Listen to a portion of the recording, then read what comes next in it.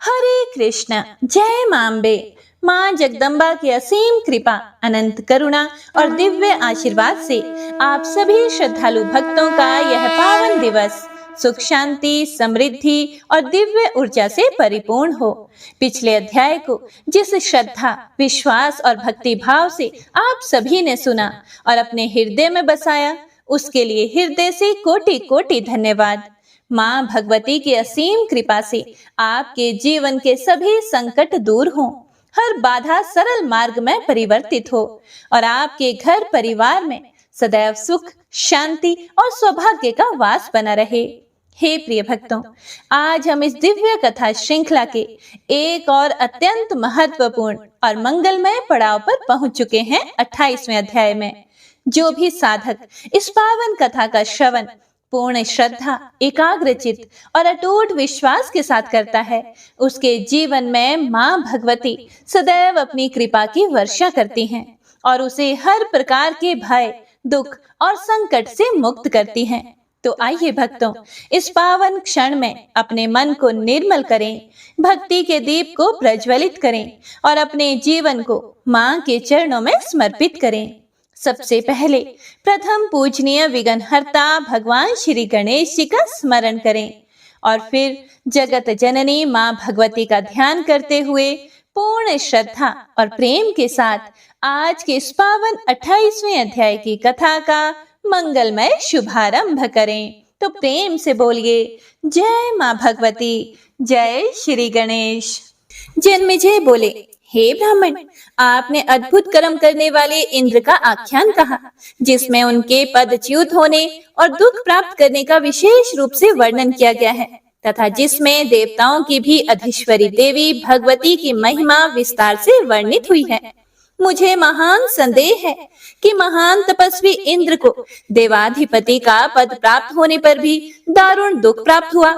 100 यज्ञ करके उन्होंने अति श्रेष्ठ स्थान प्राप्त किया और देवताओं के स्वामी का पद प्राप्त करके भी वे अपने स्थान से कैसे च्युत हो गए। हे दयानिधि, इस सब का कारण सम्यक रूप से बताइए। हे मुनि श्रेष्ठ, आप सब कुछ जानने वाले और पुराणों के प्रवर्तक हैं। महापुरुषों के लिए अपने श्रद्धालु शिष्य से कुछ भी अकथ्य नहीं होता। इसीलिए हे महाभाग, मेरे संदेह का निवारण कीजिए। सूत जी बोले, तब राजा के ऐसा पूछने पर सत्यवती पुत्र वेद व्यास जी प्रसन्नता पूर्वक उनके प्रश्नों का क्रम से उत्तर देने लगे। व्यास जी बोले, हे राजन, इसका अत्यंत अद्भुत कारण सुनो। श्रेष्ठ तत्वज्ञानियों ने संचित, वर्तमान और प्रारब्ध के भेद से कर्म की 3 गतियां बतलाई हैं। अनेक जन्मों का संचित प्राक्तन कर्म संचित कर्म कहा जाता है। फिर वे कर्म भी सात्विक, राजस और तामस 3 प्रकार के होते हैं। हे राजन, बहुत समय के संचित शुभ या अशुभ कर्म पुण्य या पाप के रूप में अवश्य ही भोगने पड़ते हैं। जीवों के प्रत्येक जन्म के संचित कर्म बिना भोग किए करोड़ों कल्पों में भी नष्ट नहीं होते। जो कर्म किया जाता है उसे वर्तमान कहा जाता है। जीव देह प्राप्त करके शुभ या अशुभ कार्य में प्रवृत्त होता है। संचित कर्मों के कारण देह प्राप्त होने पर काल जीव को पुनः कर्म के लिए प्रेरित करता है। प्रारब्ध कर्म उसे जानना चाहिए जिसका भोग से क्षय हो जाता है। प्राणियों को यहाँ प्रारब्ध कर्म अवश्य ही भोगना पड़ता है, इसमें बिल्कुल भी संदेह नहीं है। हे राजेंद्र, देवता, मनुष्य, असुर, यक्ष, गंधर्व और किन्नर, इन सभी को पूर्व काल में किए गए शुभ अशुभ कर्मों का फल भोगना ही पड़ता है। यह निश्चित है। हे महाराज, सबके देह धारण का कारण उनका कर्म ही होता है। कर्म के समाप्त हो जाने पर प्राणियों का जन्म लेना भी समाप्त हो जाता है, इसमें तनिक भी संदेह नहीं है। हे राजन, ब्रह्मा, विष्णु, रुद्र, इंद्र आदि देवता, दानव, यक्ष और गंधर्व ये सभी कर्म के वशीभूत हैं। अन्यथा जीव के सुख दुख में भोग का जो कारण रूप देह संबंध है वह कैसे होता। इसीलिए किसी काल विपाक के योग से यथा समय अनेक जन्मों में किए हुए संचित कर्मों का प्रभाव प्रकट हो जाता है। उसी प्रारब्ध कर्म के वश में होकर ही मनुष्य पुण्य या पाप करता है। उसी प्रकार देवता आदि भी करते हैं। हे राजन, भगवान विष्णु के अंश से धर्म पुत्र नर और नारायण ही कृष्ण और अर्जुन के रूप में प्रकट हुए। मुनियों के द्वारा इस पौराणिक आख्यान का विवेचन किया गया है। जो अधिक वैभवशाली होता है उसे देवांश जानना चाहिए। जो ऋषि नहीं है वह काव्य की रचना नहीं कर सकता। जो रुद्र नहीं है वह रुद्र की अर्चना नहीं कर सकता। जिसमें देवांश नहीं है वह अन्नदान नहीं कर सकता, और जिसमें विष्णु का अंश नहीं है वह राजा नहीं हो सकता। हे राजन, विष्णु, इंद्र, अग्नि, यम और कुबेर से प्रभुत्व, प्रभाव, कोप और पराक्रम प्राप्त करके ही निश्चित रूप से यह शरीर बनता है। इस संसार में जो कोई बलवान, भाग्यवान, भोगवान, विद्यावान या दानशील है उसे देवांश कहा जाता है। हे राजन, उसी प्रकार मैंने पांडवों को भी देवांश बताया था। वासुदेव श्री कृष्ण तो नारायण के अंश और उन्हीं के समान कांति युक्त थे। प्राणियों का शरीर सुख दुख का भाजन होता है। शरीरधारी सुख दुख प्राप्त करता रहता है। कोई भी प्राणी स्वतंत्र नहीं है, बल्कि सदैव देव के अधीन रहता है। यह विवश होकर जन्म, मरण, सुख तथा दुख प्राप्त करता है। दैववश ही पांडव वन को गए थे और पुनः उन्होंने अपना राज्य प्राप्त किया। उसके बाद उन्होंने अपने बाहुबल से राजसूय नामक उत्तम यज्ञ किया और बाद में अत्यंत दुखदायक वनवास उन्हें पुनः प्राप्त हुआ। वहां अर्जुन ने अजितेंद्रिय पुरुषों के लिए दुष्कर तपस्या की। तब संतुष्ट होकर देवताओं ने उन्हें कल्याणकारी वरदान दिया। उस वनवास और नरावतार में किया गया पुण्य कहाँ गया? नरावतार में उन्होंने बद्रिकाश्रम में उग्र तपस्या की थी, परंतु अर्जुन के रूप में उन्हें उस तपस्या का फल नहीं मिला। प्राणियों के देह संबंधी कर्मों की गति अत्यंत गहन है। यह देवताओं के लिए भी दुर्गेय है, तो मनुष्यों की तो बात ही क्या है भला। वासुदेव श्री कृष्ण भी अत्यंत संकटमय कारागार में उत्पन्न हुए और वसुदेव के द्वारा गोकुल में नंद गोप के घर में ले जाए गए। हे भारत, वे वहां 11 वर्ष तक रहे और फिर से मथुरा जाकर उन्होंने बलपूर्वक उग्रसेन के पुत्र कंस का वध किया। उसके बाद अत्यंत दुखित माता पिता को बंधन से मुक्त किया तथा उग्रसेन को मथुरापुरी का राजा नियुक्त किया। फिर से वे मलेच्छराज काल्यवन के भय से द्वारका चले गए। श्री कृष्ण ने यह सब महान पराक्रम देव के अधीन होकर ही किया। वे जनार्दन श्री कृष्ण द्वारका में अनेक कार्य करके और प्रभास क्षेत्र में देह का परित्याग कर अपने कुटुंब सहित स्वर्ग चले गए। विप्रशाप के कारण समस्त यादव गण पुत्रों, पौत्रों, मित्रों, भाइयों और बहनों सहित प्रभास क्षेत्र में नष्ट हो गए और वासुदेव श्री कृष्ण भी व्याध के बाण से निधन को प्राप्त हुए। हे राजन, इस प्रकार मैंने आपसे कर्म की गहन गति का वर्णन कर दिया। हे प्रिय भक्तों, जन्मेजय आगे बोले कि हे द्विज श्रेष्ठ, पृथ्वी का भार उतारने के लिए बलराम और श्री कृष्ण के अवतार की बात आपने कही, किंतु मेरे मन में एक संशय है। द्वापर युग के अंत में अत्यंत दीन तथा आतुर होकर भारी बोझ से दबी हुई पृथ्वी गौ का रूप धारण करके ब्रह्मा जी की शरण में गई। तब ब्रह्मा जी ने लक्ष्मीपति भगवान विष्णु से प्रार्थना की कि हे भगवान, हे विभो, हे जनार्दन, पृथ्वी का भार उतारने के लिए और साधु जनों की रक्षा के लिए आप देवताओं के साथ भारतवर्ष में वसुदेव के घर में शीघ्र ही अवतार लीजिए। ब्रह्मा जी के द्वारा इस प्रकार प्रार्थना किए जाने पर भगवान पृथ्वी का भार उतारने के लिए बलराम के साथ देवकी के पुत्र हुए। तब उन्होंने अनेक दुष्टों तथा सभी दुराचारी और पाप बुद्धि राजाओं को ज्ञात करके उन्हें मारकर पृथ्वी का कितना भार उतारा। भीष्म मारे गए, द्रोणाचार्य मारे गए, इसी प्रकार विराट, द्रुपद, सोमदत्त और सूर्यपुत्र कर्ण मारे गए। परंतु जिन्होंने कृष्ण की पत्नियों का हरण किया और उनका सारा धन लूट लिया, उन दुष्टों को तथा जो करोड़ों आभीर, शक, मलेच्छ और निषाद पृथ्वी तल पर स्थित थे, उन सब को उन्होंने नष्ट क्यों नहीं कर दिया? तब उन बुद्धिमान श्री कृष्ण ने पृथ्वी का कौन सा भार उतार दिया? हे महाभाग, मेरे मन से यह संदेह नहीं हटता है। इस कलयुग में तो समस्त प्रजा पाप परायण ही दिखाई देती है। यह सुनकर व्यास जी बोले, हे राजन, जैसा युग होता है, काल प्रभाव से प्रजा भी वैसी ही होती है। इसके विपरीत नहीं होता। इसमें युग धर्म ही कारण है। जो धर्मानुरागी जीव हैं, वे सत्य युग में हुए हैं, और जो धर्म और अर्थ से प्रेम रखने वाले प्राणी हैं, वे त्रेता युग में हुए। धर्म, अर्थ और काम के रसिक प्राणी द्वापर युग में हुए और अर्थ तथा काम में आसक्ति रखने वाले सभी प्राणी इस कलयुग में होते हैं। हे राजेंद्र, युग धर्म का प्रभाव विपरीत नहीं होता है, काल ही धर्म और अधर्म का करता है। फिर राजा बोले, हे महाभाग, सतयुग में जो धर्मपरायण प्राणी हुए हैं वे पुण्यशाली लोग इस समय कहाँ स्थित हैं? हे पितामह, त्रेता युग या द्वापर में जो दान तथा व्रत करने वाले श्रेष्ठ मुनि हुए हैं वे अब कहाँ विद्यमान है, मुझे बताइए। इस कलयुग में जो दुराचारी, निर्लज, देवनिंदक और पापी लोग विद्यमान हैं वे सतयुग में कहाँ जाएंगे? हे महामते, यह सब मुझे विस्तार पूर्वक कहिए, मैं इस धर्म निर्णय के विषय में सब कुछ सुनना चाहता हूँ। फिर व्यास जी बोले कि हे राजन, जो मनुष्य सतयुग में उत्पन्न हुए हैं वे अपने पुण्य कर्मों के कारण देवलोक को चले जाते हैं। हे नृपश्रेष्ठ, अपने अपने वर्णाश्रम धर्मों में संलग्न रहने वाले ब्राह्मण, क्षत्रिय, वैश्य और शूद्र अपने कर्मों से अर्जित लोकों में चले जाते हैं। सत्य, दया, दान, एक पत्नी व्रत, सभी प्राणियों में अद्रोह भाव तथा सभी जीवों में समभाव रखना, यह सतयुग का साधारण धर्म है। सतयुग में इसका धर्म पूर्वक पालन करके रजत आदि इतर वर्ण के लोग भी स्वर्ग चले जाते हैं। हे राजन, त्रेता और द्वापर युग में यही स्थिति रहती है, किंतु इस कलयुग में पापी मनुष्य नरक जाते हैं और वे वहां तब तक रहते हैं जब तक युग का परिवर्तन नहीं होता।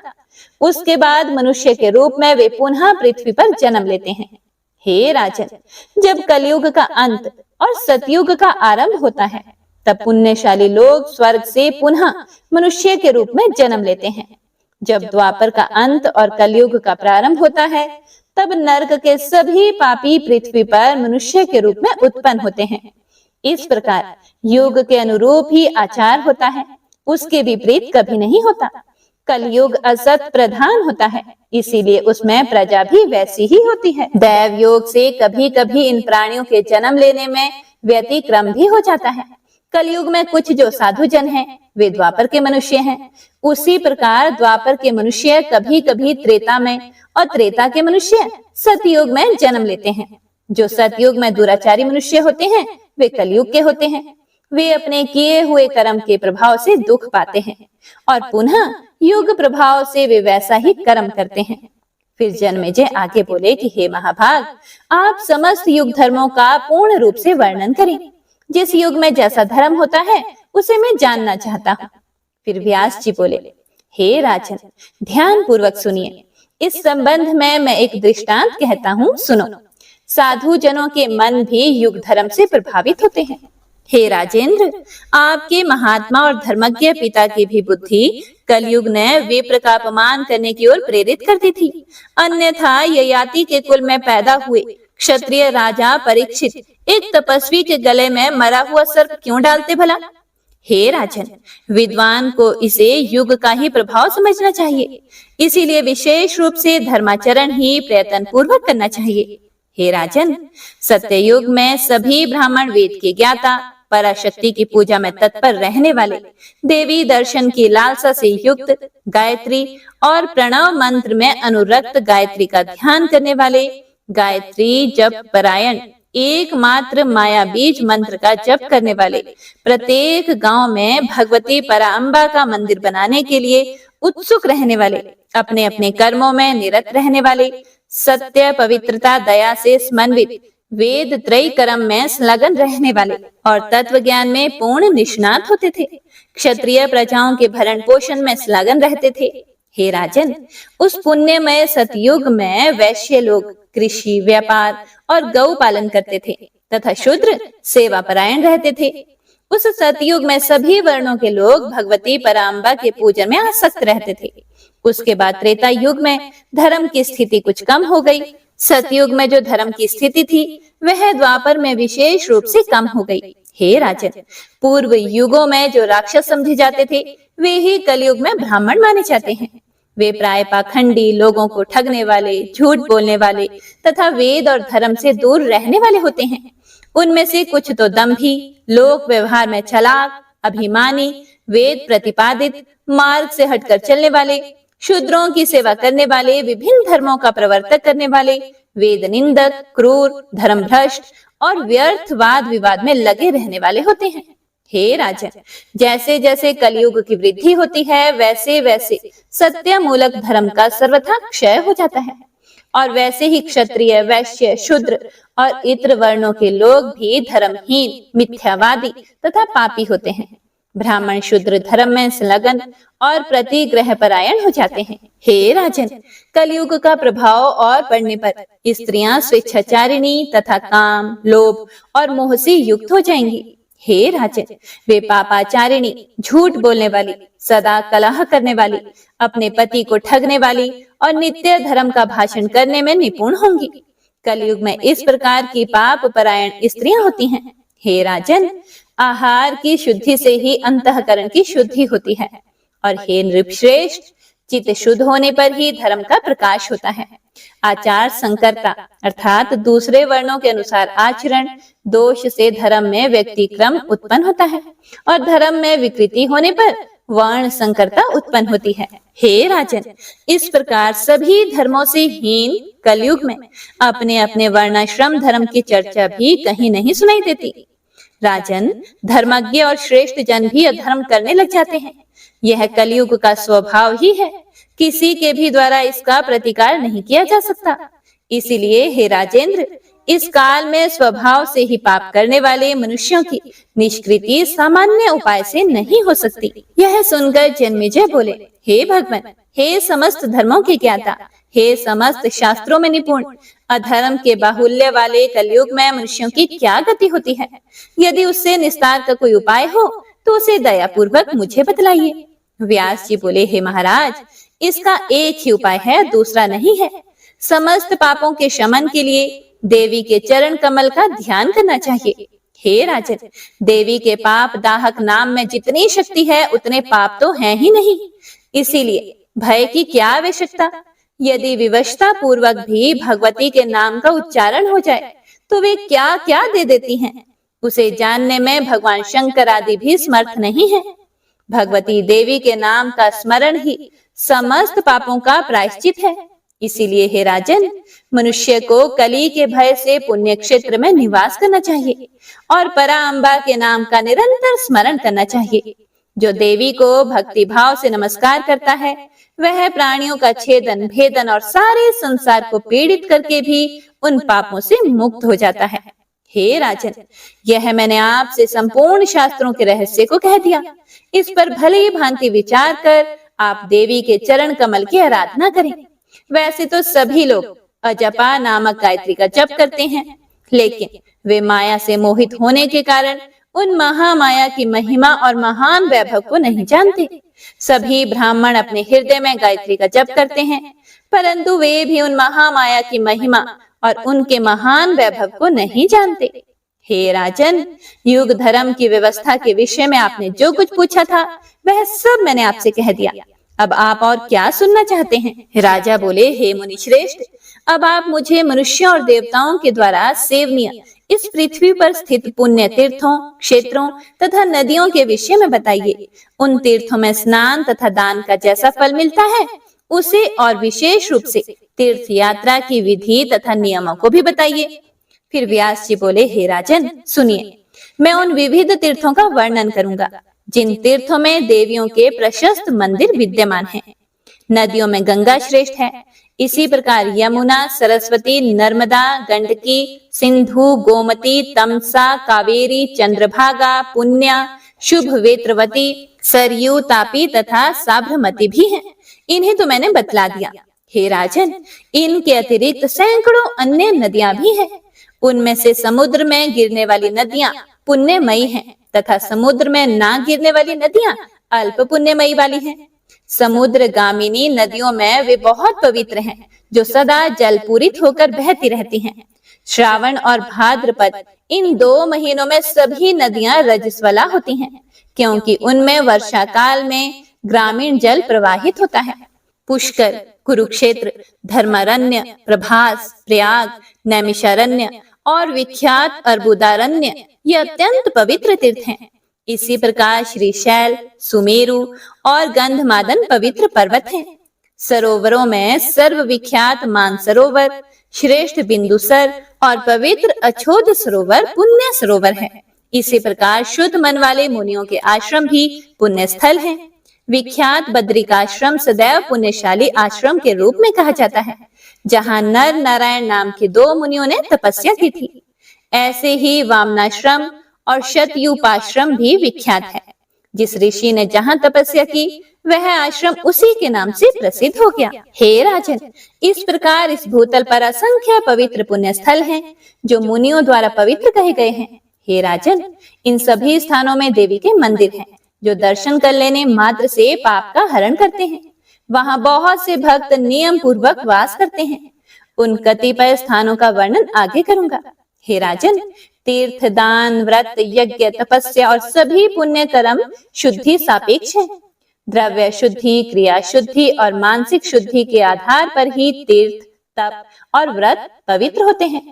कभी द्रव्य शुद्धि और कभी क्रिया शुद्धि हो पाती है, लेकिन हे राजन, मानसिक शुद्धि सबके लिए सदा ही दुर्लभ होती है, क्योंकि हे राजन, मन बड़ा चंचल है और अनेक विषयों में भटकता रहता है।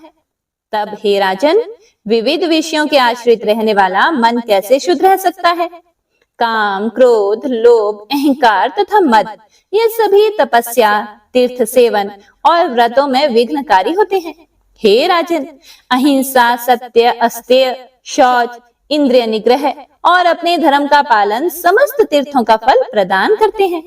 नित्य कर्म के परित्याग और मार्ग में संसर्ग दोष से तीर्थ में जाना व्यर्थ हो जाता है, केवल पाप ही लगता है। हे राजन, तीर्थ तो केवल शरीर जन्य मल को ही धोते हैं, वे अंतःकरण को धोने में समर्थ नहीं होते। यदि वे तीर्थ मन को शुद्ध करने में समर्थ होते, तो गंगा के तट पर रहने वाले विश्वामित्र और वशिष्ठ सदृश ईश्वर चिंतन परायण भक्त मुनि द्रोह भाग से युक्त क्यों होते? इस प्रकार तीर्थों में रहने वाले लोग भी सदैव राग द्वेष परायण तथा काम क्रोध से व्याकुल रहते हैं। इसीलिए चित्त शुद्धि रूपी तीर्थ गंगा आदि तीर्थों से भी अधिक पवित्र है। हे राजन, यदि दैव योग से ज्ञानिष्ठ पुरुष का सत्संग प्राप्त हो जाए, तो वह आंतरिक मैल को भी धो देता है। वेद, शास्त्र, व्रत, तप, यज्ञ तथा दान ये चित्त की शुद्धि के कारण नहीं है। ब्रह्मा जी के पुत्र वशिष्ठ वेद विद्या में पारंगत थे और गंगा जी के तट पर रहते थे, फिर भी वे राग द्वेष से युक्त हो गए। विश्वामित्र और वशिष्ठ के मध्य देवताओं को भी विस्मय में डाल देने वाला आडिबक नामक महायुद्ध हुआ, जो द्वेष के कारण व्यर्थ ही हुआ था। उस युद्ध में परम तपस्वी विश्वामित्र बक हुए थे। उन्हें वशिष्ठ ने हरिश्चंद्र के कारण शाप दे दिया था। विश्वामित्र ने भी वशिष्ठ को शाप देकर आदि पक्षी के देह वाला बना दिया। इस प्रकार निर्मल कांति वाले वे दोनों मुनि शाप के कारण आदि और बक पक्षी के रूप में हो गए। वे मानसरोवर के तट पर रहने लगे और वहां नखों और चोंच के प्रहार से भयंकर युद्ध करते रहे। वे दोनों ऋषि मदोन्मत्त सिंहों के समान रोष युक्त होकर 10,000 वर्षों तक आपस में युद्ध करते रहे। फिर राजा बोले, श्रेष्ठ तपस्वी और धर्म परायण वे दोनों मुनि श्रेष्ठ किस कारण परस्पर वैर परायण हुए? उन दोनों बुद्धिमान ऋषियों ने किस कारण से एक दूसरे को शाप दिया, जो मनुष्यों के लिए कष्टकारक और दुखदायक सिद्ध हुए? व्यास जी बोले, पूर्व काल में सूर्य वंश में त्रिशंकु के पुत्र हरिश्चंद्र नामक एक श्रेष्ठ राजा हुए, जो रामचंद्र जी के पूर्वज थे। वे राज ऋषि संतानहीन थे, इसीलिए पुत्र की कामना से वरुण देव की प्रसन्नता के लिए उन्होंने नरमेध नामक दुष्कर महायज्ञ करने की प्रतिज्ञा की। उस यज्ञ का व्रत लेने से वरुण देव उन पर प्रसन्न हो गए और राजा की परम रूपवती भार्या ने गर्भ धारण किया। रानी को गर्भवती देखकर राजा प्रसन्न हुए और उन्होंने विधि पूर्वक गर्भ को संस्कारित करने वाला कर्म संपन्न कराया। हे राजन, रानी ने समस्त शुभ लक्षणों से संपन्न पुत्र को जन्म दिया। पुत्र के उत्पन्न होने पर राजा बड़े खुश हुए। उन्होंने जात कर्म आदि संस्कार की उत्तम विधि संपन्न की। ब्राह्मणों को विशेष रूप से स्वर्ण और पैस्विनी गौएं प्रदान की। हे महाराज, जब घर में जन्मोत्सव धूमधाम से मनाया जा रहा था, उसी समय ब्राह्मण का वेश धारण करके वरुण देव आए। आसन प्रदान करके राजा ने विधिवत उनकी पूजा की। आगमन के विषय में पूछे जाने पर मैं वरुण हूँ। यह वाक्य उन्होंने राजा से कहा कि हे राजेंद्र, जैसा आपने संकल्प किया था, अब अपने पुत्र को बलि पशु बनाकर परम पवित्र यज्ञ कीजिए और सत्यवादी बनिए। उनकी यह बात सुनकर राजा व्यथा से व्याकुल तथा विवल हो गए। पुनः अपनी मनोव्यथा को शांत करके उन्होंने श्रद्धा पूर्वक हाथ जोड़कर वरुण देव से कहा कि हे स्वामिन, मैंने जिस यज्ञ का संकल्प लिया है उस यज्ञ को मैं विधि पूर्वक करूंगा और सत्यवादी होऊंगा। हे सूर्यश्रेष्ठ, 1 माह पूर्ण होने पर मेरी धर्म पत्नी शुद्ध हो जाएंगी। पत्नी के शुद्ध हो जाने पर मैं उस पशु यज्ञ को करूंगा। व्यास जी आगे बोले कि राजा के यह कहने पर वरुण देव अपने घर चले गए। अब राजा संतुष्ट हो गए, किंतु कुछ कुछ चिंतातुर रहने लगी। 1 माह पूर्ण होने पर वरुण देव सुंदर और मृदुभाषी ब्राह्मण का वेश बनाकर परीक्षा लेने के लिए फिर से राजमहल में आए। तब सम्यक रूप से पूजित होकर सुखदायी आसन पर विराजमान उन सूर्य श्रेष्ठ वरुण से राजा ने विनय पूर्वक उद्देश्य परक यह बात कही कि हे स्वामिन, पुत्र तो अभी संस्कार रहित है, उसे यूप में कैसे बांधूं? संस्कार करके उसे क्षत्रिय बनाकर मैं उस उत्तम यज्ञ को संपन्न करूंगा। हे देव, संस्कारहीन बालक का कहीं भी अधिकार नहीं होता है, इसीलिए यदि मुझ पर दया करें तो मुझे अपना सेवक और दीन जानकर कुछ समय मुझे और दीजिए। फिर वरुण बोले कि हे राजन, आप समय को आगे बढ़ाकर धोखा दे रहे हैं। निःसंतान होने के कारण आपका पुत्र स्नेह छोड़ना दुष्कर है, इसे मैं जानता हूँ। हे राजेंद्र, आपकी मधुर वाणी सुनकर मैं घर जा रहा हूँ। कुछ समय तक प्रतीक्षा करके मैं फिर से आपके घर आऊंगा। हे तात, उस समय आपको अपनी बात को सत्य सिद्ध करना होगा, अन्यथा मैं क्रोध होकर आपको शाप दे दूंगा। फिर राजा बोले, हे जलाधिनाथ, मैं समावर्तन संस्कार हो जाने पर पुत्र को यक्ष पशु बनाकर विधि पूर्वक यज्ञ करूंगा। व्यास जी बोले, राजा का यह वचन सुनकर वरुण देव प्रसन्न होकर ठीक है ऐसा कहकर तुरंत वहां से चले गए और राजा भी स्वस्तिचित हो गए। इधर राजा का रोहित नाम का वह पुत्र बड़ा हो गया। वह बुद्धिमान और समस्त विद्याओं में पारंगत हो गया। उसे यज्ञ का सब कारण विस्तार पूर्वक ज्ञात हो गया। तब वह अपनी मृत्यु जानकर अत्यंत भयभीत हो गया। एक दिन वह बालक राजमहल से भागकर एक अगम्य पर्वत की गुफा में चला गया और भयग्रस्त होकर वहां रहने लगा। समय आने पर वरुण देव यज्ञ की अभिलाषा से राजमहल में पहुंचकर उन राजा से बोले कि हे राजन, अब यज्ञ कीजिए। यह सुनकर उदास मुख वाले राजा ने व्यथित होकर उनसे कहा, हे सुरश्रेष्ठ, मैं क्या करूं? मेरा पुत्र कहीं चला गया है। राजा की यह बात सुनकर जलचरों के अधिपति वरुण देव ने क्रुद्ध होकर असत्यवादी राजा को शाप दे दिया। कपट विशारद, हे राजन, तुमने प्रतिज्ञा करके मुझे धोखा दिया है, इसीलिए तुम्हारे शरीर में जलोदर नामक रोग हो जाए। ऐसा शाप देकर पाशधारी वरुण देव अपने लोक को चले गए और रोग से पीड़ित होकर राजा अपने महल में चिंतित रहने लगे। जब शापजन्य रोग से राजा बहुत व्यथित हो गए, तब उनके पुत्र ने भी पिता के रोग पीड़ित होने की बात सुनी। किसी पथिक ने उससे कहा कि हे राजपुत्र, शाप के कारण जलोदर रोग से ग्रस्त तुम्हारे पिता बहुत अधिक दुखी हैं। हे दुर्बुद्धि, तुम्हारा जीवन नष्ट हो गया। तुम्हारा जन्म लेना ही व्यर्थ है, क्योंकि तुम अपने पिता को दुखी अवस्था में छोड़कर पर्वत की गुफा में छुपे हो। हे कुपुत्र, तुम्हारे शरीर से तुम्हारे जन्म लेने का क्या लाभ है, जो तुम अपने पिता को दुखी करके यहाँ रह रहे हो? राजा हरिश्चंद्र तुम्हारे लिए दुखी और व्याधि से पीड़ित होकर विलाप कर रहे हैं। पिता के लिए सत्पुत्र को प्राणों तक का त्याग कर देना चाहिए, यह सिद्धांत है। व्यास जी बोले, तब पथिक की धर्म संगत बात सुनकर जैसे ही रोहित ने पीड़ाग्रस्त अपने पिता को देखने के लिए जाने का विचार किया, वैसे ही ब्राह्मण का रूप धारण करके इंद्र वहां आ गए कि हे भारत, उन्होंने दयालु की भांति एकांत में हित की यह बात कही कि हे राजकुमार, तुम मूर्ख हो जो वहां जाने का व्यर्थ विचार कर रहे हो। तुम नहीं जानते कि तुम्हारे पिता तुम्हारे लिए क्यों दुखी हैं।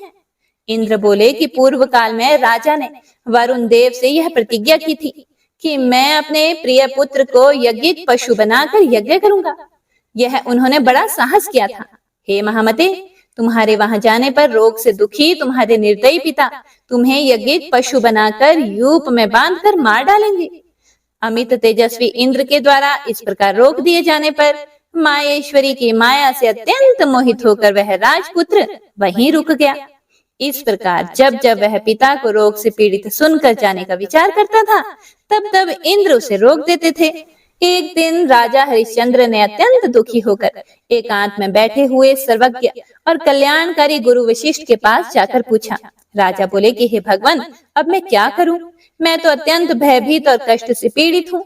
इस महाव्याधि से पीड़ित मुझ दुखित चित्त की रक्षा कीजिए। वशिष्ठ जी बोले, हे राजन सुनिए, रोग नाश का एक प्रशस्त उपाय है। धर्मशास्त्र में 13 प्रकार के पुत्र कहे गए हैं। इसीलिए किसी ब्राह्मण के उत्तम बालक को उसका मनोभिलषित धन देकर क्रय कर उसे ले आइए और उत्तम यज्ञ को संपन्न कीजिए। हे राजन, इस प्रकार यज्ञ करने से आपका रोग नष्ट हो जाएगा और वरुण देव भी हर्षित होकर प्रसन्नचित हो जाएंगे। व्यास जी बोले, उनकी ऐसी बात सुनकर राजा ने मंत्री से कहा कि हे महामते, सभी स्थानों में प्रयत्न पूर्वक पता लगाइए। यदि कोई लोभी पिता अपने पुत्र को देता है तो वह जितना धन मांगे उतना देकर उसे ले आइए।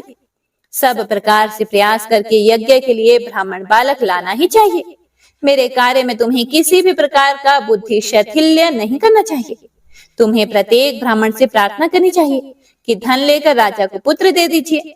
उसे यज्ञ के लिए यज्ञिक पशु बनाना है। उन राजा से यह आदेश प्राप्त करके मंत्री ने यज्ञ कार्य के लिए राज्य के प्रत्येक गांव तथा घर में पता लगाया। इस प्रकार राज्य में पता लगाते हुए उसे अजीत गर्त नामक एक दुखी और निर्धन ब्राह्मण मिला, जिसके 3 पुत्र थे। उस ब्राह्मण ने जितना धन मांगा उतना देकर वह मंत्री श्रेष्ठ उसके मझले पुत्र शुनहशेप को ले आया। कार्यकुशल मंत्री ने पशु योग्य ब्राह्मण पुत्र शुनहशेप को लाकर राजा को समर्पित कर दिया। इससे अत्यंत प्रसन्न होकर राजा ने वेदज्ञ ब्राह्मणों को बुलाकर यज्ञ के लिए सामग्री इकट्ठा करवाई। यज्ञ के प्रारंभ होने पर महामुनि विश्वामित्र ने वहां शुनहशेप को बंधा देखकर राजा को मना करते हुए कहा कि हे राजन, ऐसा साहस मत कीजिए, इस ब्राह्मण बालक को छोड़ दीजिए। हे आयुष्मान, मैं प्रार्थना करता हूँ, इससे आपको सुख की प्राप्ति होगी। यह शुनहशेप क्रंदन कर रहा है, इसीलिए करुणा मुझे बहुत व्यथित कर रही है। हे राजेंद्र, मेरी बात मानिए, दयावान बनिए। पूर्व काल में स्वर्ग के इच्छुक पवित्र व्रती तथा दयापरायण जो क्षत्रिय गण थे, वे दूसरों के शरीर की रक्षा के लिए अपने प्राण दे देते थे, और आप अपने शरीर की रक्षा के लिए बलपूर्वक ब्राह्मण पुत्र का वध कर रहे हैं। हे राजेंद्र, पाप मत कीजिए और इस बालक पर दयावान होइए। अपने देह के प्रति सभी को एक जैसी प्रीति होती है, यह बात आप स्वयं जानते हैं। यदि आप मेरी बात को प्रमाण मानते हैं तो इस बालक को छोड़ दीजिए। व्यास जी कहते हैं कि दुख से अत्यंत पीड़ित राजा ने मुनि की बात का अनादर करके उस बालक को नहीं छोड़ा। इससे वे तपस्वी मुनि उनके ऊपर अत्यंत क्रुद्ध हो गए। वेद वेत्ताओं में श्रेष्ठ उन दयालु विश्वामित्र ने शुनहशेप को पाशधारी वरुण देव के मंत्र का उपदेश दिया। अपने वध के भय से व्याकुल शुनहशेप भी वरुण देव का स्मरण करते हुए उच्च स्वर से बार बार मंत्र का जप करने लगा। जलचरों के अधिपति करुणा सिंधु वरुण देव ने वहां आकर स्तुति करते हुए उस ब्राह्मण पुत्र शुनहशेप को छुड़ा दिया और राजा को रोग मुक्त करके वे वरुण देव अपने लोक को चले गए और विश्वामित्र ने उस बालक को मृत्यु से मुक्त करा दिया। राजा ने महात्मा विश्वामित्र की बात नहीं मानी, इसीलिए वे गाधी पुत्र विश्वामित्र मन ही मन राजा के ऊपर बहुत क्रुद्ध हुए। एक समय राजा घोड़े पर सवार होकर वन में गए हुए थे। वे सुअर को मारने की इच्छा से ठीक दोपहर के समय कौशिकी नदी के तट पर पहुंचे। वहां विश्वामित्र ने बूढ़े ब्राह्मण का वेश धारण करके छल पूर्वक उनका सर्वस्व मांग लिया और उनके महान राज्य पर अपना अधिकार कर लिया, जिससे यजमान राजा हरिश्चंद्र अत्यंत कष्ट पाने लगे। एक बार संयोगवश वन में आए हुए विश्वामित्र से वशिष्ठ जी ने कहा कि हे क्षत्रियधम, हे दुर्बुद्धे, तुमने व्यर्थ ही ब्राह्मण का वेश बना रखा है। बगुले के समान वृत्ति वाले हे दाम्भिक, तुम व्यर्थ में गर्व क्यों करते हो? हे जान, तुमने मेरे यजमान नृप श्रेष्ठ हरिश्चंद्र को बिना अपराध के महान कष्ट में क्यों डाल दिया? तुम बगुले के समान ध्यान परायण हो, इसीलिए तुम बक अर्थात बगुला हो जाओ। वशिष्ठ के द्वारा इस प्रकार शाप प्राप्त विश्वामित्र ने उनसे कहा, हे आयुष्मान, जब तक मैं बक रहूंगा तब तक तुम भी आड़ी पक्षी बनकर रहोगे। व्यास जी बोले, इस प्रकार क्रोध से व्याकुल उन दोनों ने एक दूसरे को शाप दे दिया और एक सरोवर के समीप वे दोनों मुनि आड़ी और बक के रूप में अंडों से उत्पन्न हुए। दिव्यमान सरोवर के तट पर एक वृक्ष पर घोंसला बनाकर बक रूपधारी विश्वामित्र और एक दूसरे वृक्ष पर उत्तम घोंसला बनाकर आड़ी रूपधारी वशिष्ठ परस्पर द्वेष परायण होकर रहने लगे। वे दोनों कोपाविष्ट होकर प्रतिदिन घोर क्रंदन करते हुए सभी लोगों के लिए दुखदायी युद्ध करते थे। वे दोनों चोंच और पंखों के प्रहार तथा नखों के आघात से परस्पर चोट पहुंचाते थे। रक्त से लथपथ वे दोनों खिले हुए किंशुक के फूल जैसे प्रतीत होते थे। हे महाराज, इस प्रकार पक्षी रूपधारी दोनों मुनि शाप रूपी पाश में जकड़े हुए वहां बहुत वर्षों तक पड़े रहे। राजा बोले, हे विप्र ऋषि, वे दोनों मुनि श्रेष्ठ वशिष्ठ और विश्वामित्र शाप से किस प्रकार मुक्त हुए, यह भी मुझे बताइए, मुझे बड़ा कौतूहल है। व्यास जी बोले, लोक पितामह ब्रह्मा जी उन दोनों को युद्ध करते देखकर समस्त दया परायण देवताओं के साथ वहां आए। सृष्टिकर्ता ब्रह्मा जी ने उन दोनों को समझाकर युद्ध से विरत करके परस्पर दिए गए शाप से भी मुक्त कर दिया। इसके बाद सभी देवगण अपने अपने लोकों को चले गए। कमल योनि प्रतापी ब्रह्मा जी शीघ्र हंस पर आरूढ़ होकर सत्यलोक को चले गए और प्रजापति के उपदेश से परस्पर स्नेह करके विश्वामित्र तथा वशिष्ठ जी भी अपने अपने आश्रमों को शीघ्र चले गए।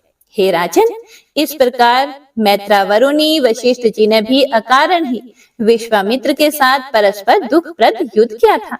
इस संसार में मनुष्य, देवता या दैत्य कौन ऐसा है जो अहंकार पर विजय प्राप्त कर सदा सुखी रह सके। इसीलिए हे राजन, मन की शुद्धि महापुरुषों के लिए भी दुर्लभ है। उसे प्रयत्न पूर्वक शुद्ध करना चाहिए। उसके बिना तीर्थ यात्रा, दान, तपस्या, सत्य आदि जो कुछ भी धर्म साधन है वह सब निरर्थक है।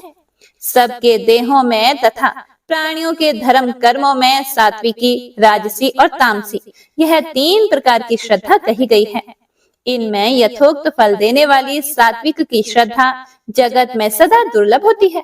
विधि विधान से युक्त राजसी श्रद्धा उसका आधा फल देने वाली कही गई है। हे राजन, काम क्रोध के वशीभूत पुरुषों की श्रद्धा तामसी होती है। वह फल विहीन होती है और कीर्ति करने वाली भी नहीं होती। कलयुग के दोषों से भयभीत व्यक्ति को कथा श्रवण आदि के द्वारा मन को वासना रहित करके देवी की पूजा में तत्पर रहते हुए, वाणी से देवी के नामों को ग्रहण करते हुए, उनके गुणों का कीर्तन करते हुए तथा उनके चरण कमल का ध्यान करते हुए तीर्थ आदि में नित्य वास करना चाहिए। ऐसा करने से उसे कभी भी कलयुग का भय नहीं होगा। इससे पापी प्राणी भी अनायास ही संसार से मुक्त हो जाएगा। हे सुव्रत, श्रीमद् देवी भागवत पुराण का पूर्वार्ध मैंने आपसे कहा, जिसमें देवी की महिमा का विस्तार पूर्वक वर्णन किया गया है।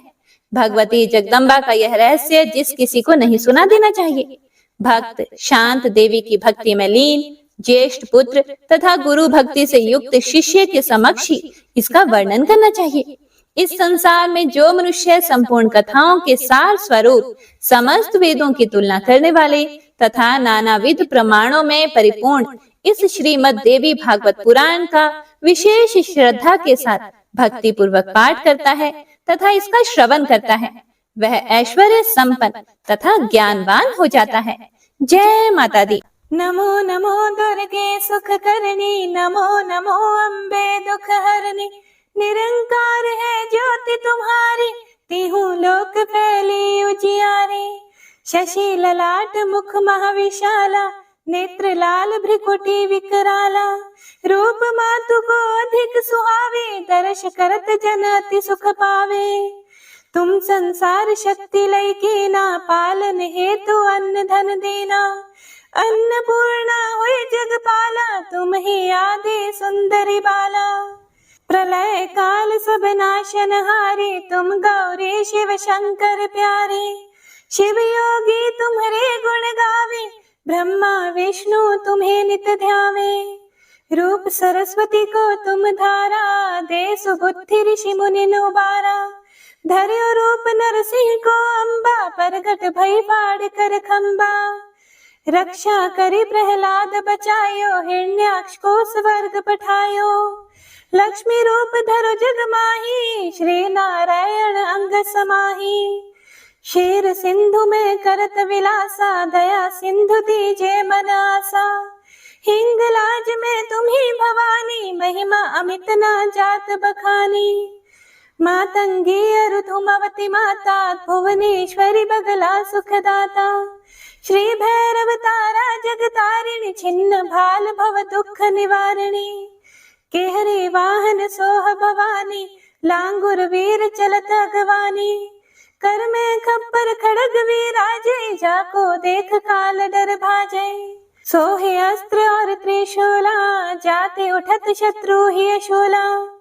नगर कोट में तुम्ही विराजत, तीहू लोक में डंका बाजत। शुंभ निशुंभ दानव तुम मारे, रक्त बीज शंखन संहारे। महिषासुर नृपति अभिमानी, जेहि अघभार मही अकुलानी। रूप कराल कालिका धारा, सेन सहित तुम तिहि सहारा। परिगाड़ संतन पर जब जब, भय सहाय मातो तुम तब तब। अमरपुरी अरु बासवलोका, तब महिमा सब कहे अशोका। ज्वाला में है ज्योति तुम्हारी, तुम्हें सदा पूजे नर नारी। प्रेम भक्ति से जो यश गावे, दुख दारिद्र निकट नहीं आवे। ध्यावे तुम्हें जो नर मन लाए, जन्म मरण ताको छुट जाए। जोगी सुर मुनि कहत पुकारे, योग न हो बिन शक्ति तुम्हारे। शंकर आचार्य तप कीनो, काम क्रोध चित सब लीनो। निश दिन ध्यान धरो शंकर को, काहू काल नहीं सुमिरो तुमको। शक्ति रूप का मर्म ना पायो, शक्ति गई तब मन पछतायो। शरणागत हुई कीर्ति बखानी, जय जय जय जगदम्ब भवानी। भई प्रसन्न आदि जगदम्बा, दई शक्ति नहीं कीन विलंबा। मोको मातु कष्ट अति घेरो, तुम बिन कौन हरे दुख मेरो। आशा तृष्णा निपट सतावे, रिपु मूरख मोहि डर पावे। शत्रु नाश कीजे महारानी, सुमिरो एक चित तुम्हें भवानी। करो कृपा हे मातु दयाला, रिद्धि सिद्धि दई करहु निहाला। जब लगी ज्यों दया फल पाऊं, तुम्हरो यश मैं सदा सुनाऊं। दुर्गा चालीसा जो कोई गावे, सब सुख भोग परम पद पावे। देवी दास शरण निज जानी, करहु कृपा जगदम्ब भवानी। इति श्री दुर्गा चालीसा संपूर्ण।